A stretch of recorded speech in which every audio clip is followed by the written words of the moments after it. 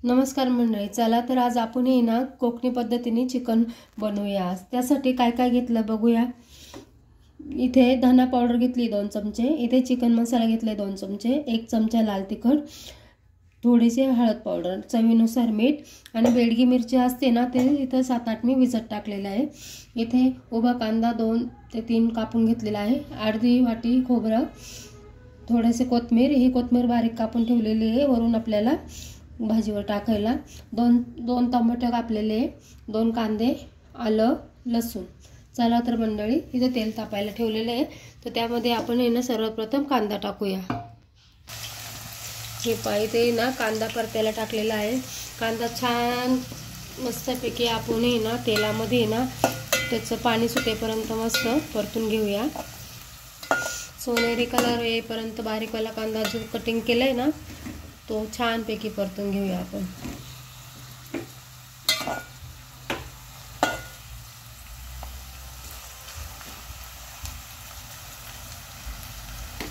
लवकर परतण्यासाठी त्याच्यात मी ना थोडंसं मीठ टाकते। हळद पावडर टाकलेली आहे त्याच्यामुळे काय होईल, लवकर कांदा आपला परतेल।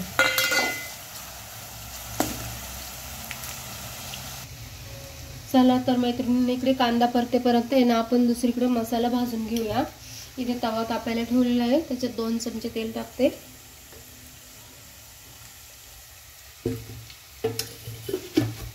जो उभा कांदा आहे ना कापलेला तो आपण छान इकडे परतून घेऊया तोपर्यंत।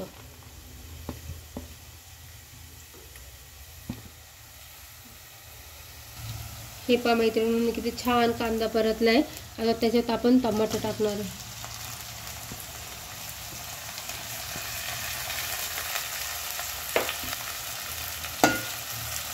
छान परतून घेऊया, 2-3 मिनिटं त्याच्यावर आपण झाकण ठेवूया म्हणजे लवकर टमाटर आणि कांदा मेल्ट होईल।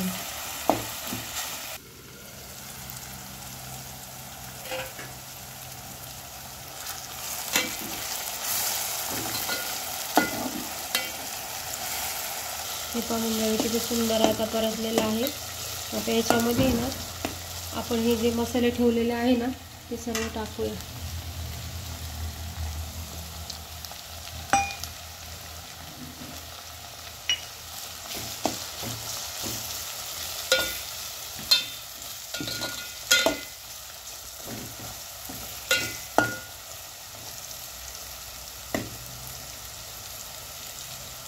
आणि हे चिकन आपण त्याच्यात सोडूया।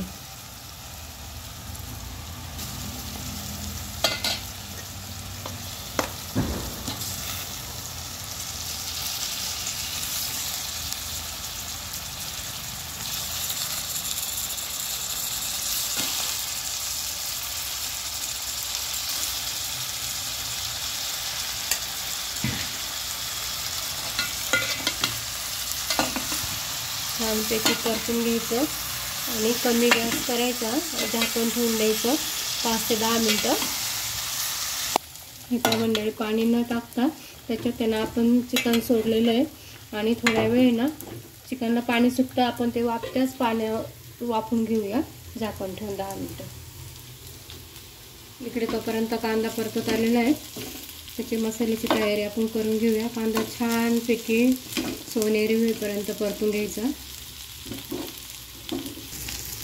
हे पहा मंडळी छानपैकी गुलाबीसर झालेला आहे।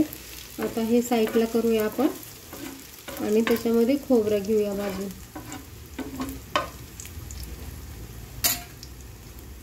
मसाला वाटताना खोबरं आधी वाटून घ्या, नंतर कांदा टाकायचा त्याच्यामध्ये। दोन्ही एकत्र टाकल्याने बारीक होणार नाही लवकर।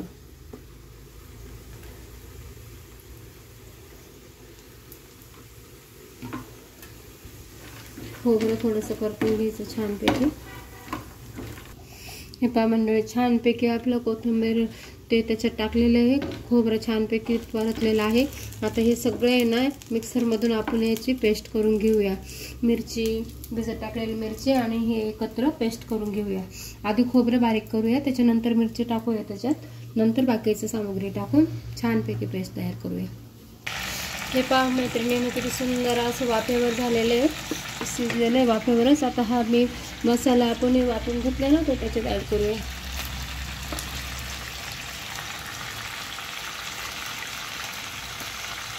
असा सुगंध सुटलाय ना भारी. हा हा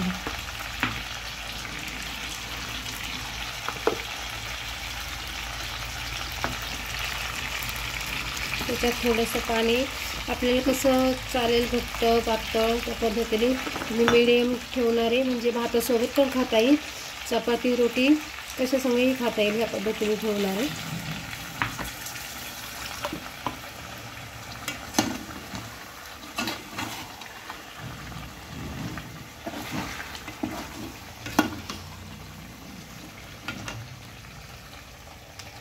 हे पहा मंडळी किती सुंदर उकळी आलेली आहे. आता हे पहा मी थोडंसं घट्टसच ठेवलेलं आहे. त्याच्यावरून आता कोथिंबीर टाकूया. गॅस बंद करते.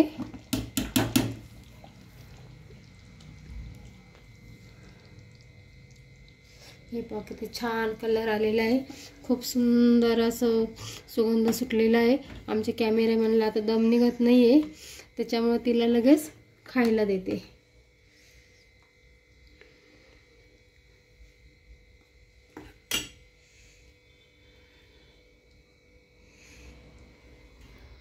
हे पहा मंडळी किती सुंदर अशी रेसिपी आपली तयार झालेली आहे. तुम्ही रोटी संग खा किंवा चपाती संग खावे. मस्तपैकी कांदा टमाटर लिंबू पिळून छानपैकी खा. आवडल्यास नक्की शेअर करा, कमेंट करा. बाय.